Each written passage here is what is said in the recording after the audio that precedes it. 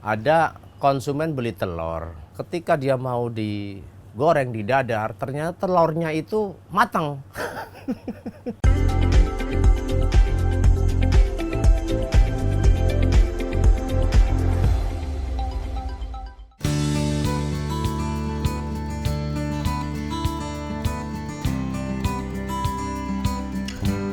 Halo, nama saya Farihin. Saya menekuni bidang usaha warung kelontong dan warung digital.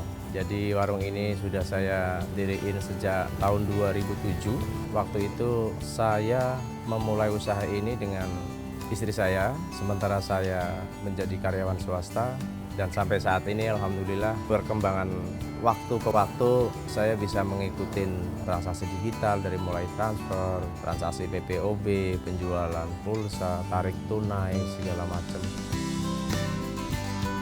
Sebenarnya saya dulu sempat bekerja di perusahaan swasta, tapi saya nekat aja. Karena apa? Karena di perusahaan swasta dengan SDM yang saya miliki, kemampuan yang saya punyai itu sepertinya tidak bisa membantu banyak untuk saya dan keluarga saya gitu loh. Saya nekat, saya harus diriin usaha supaya saya bisa berkembang. Dan kalau usaha itu beda dengan karyawan ya.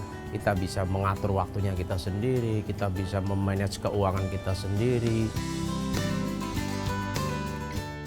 Sukanya ya memang ini salah satu hobi saya, ya sukanya bisa bercanda juga sama customer, terus ya kadang-kadang ada reward juga dari provider-provider yang bekerja sama dengan toko saya gitu. Dukanya itu ya kadang-kadang pas lagi nggak ada customer, bengong gitu. Ini kok nggak ada customer kayak gitu. Itu salah satu dukanya. Tapi kalau untuk duka yang mendalam nggak ada sih. Asik aja kita.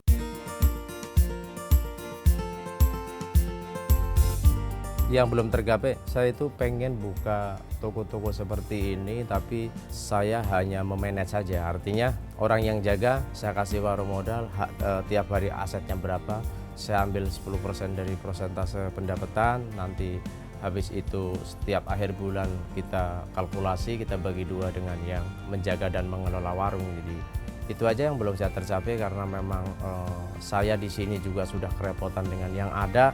Untuk mencapai itu kayaknya memang harus ekstra tenaga kerja yang buat ngebantu toko ini juga seperti itu.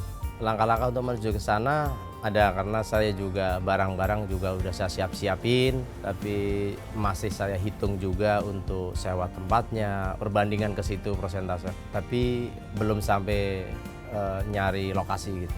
Kalau manage keuangannya untuk pembelanjaan sebenarnya kalau untuk realnya memang kita harus pakai sistem. Kalau Kredibook kan kita baru pakai nih, nah ini suatu keberuntungan juga buat saya. Di situ ada menu pencatatan hutang, kita bisa tiba-tiba tanpa saya harus mengetik, tapi ada reminder yang bisa mengirim notifikasi ke pelanggan bahwa ada tagihan hutang, artinya sama-sama mengingatkan untuk customer saya, untuk saya sendiri.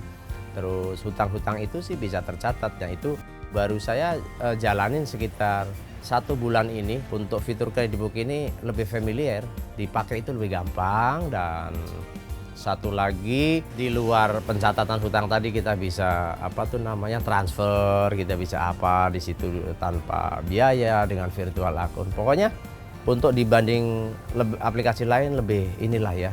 Dan akurasinya juga, akurasi untuk transaksinya itu bisa hitungan detik. Kita ngirim uang itu begitu kita klik di sini berhasil, otomatis si penerima itu paling hanya perlu di bawah 5 detik.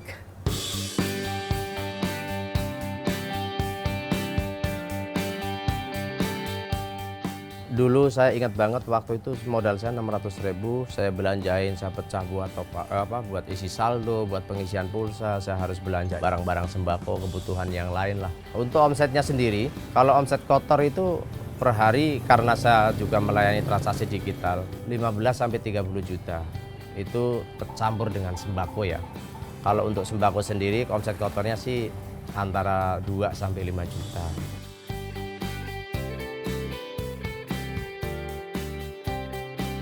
Ini cerita lucu aja ya. Jadi ada konsumen beli telur. Beli telurnya itu cuman 1/4 itu kan isinya 4 biji. Nah, ketika dia mau digoreng, didadar, ternyata telurnya itu matang.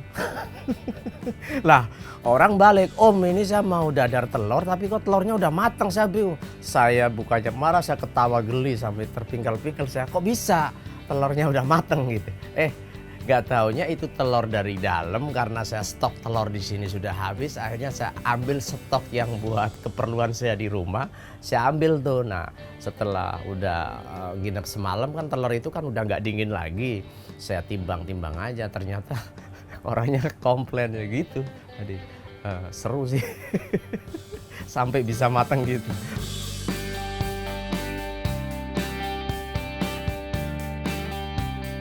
Kalau temen yang mau usaha, ya ini masukan aja karena dari pengalaman saya. Jadi usaha itu sebenarnya bagaimana kita juga bisa benar-benar menekuni banget. Artinya kita bisa care banget dengan apa yang kita akan lalui ya. Jadi nggak ada di situ keterpaksaan, nggak ada, itu harus benar-benar karena kalau bisa itu bisa diselingin dengan hobi. Nah, kalau udah hobi bagaimanapun juga biar ini, karena ini udah hobi ya kita enjoy aja nekuninya. Yang paling bagus itu merintis sedikit demi sedikit, setelah besar lah nanti di situ kita akan lebih berpengalaman untuk jam terbangnya, untuk cara pengelolaan tokonya, bagaimana kita sama konsumennya, seperti itu.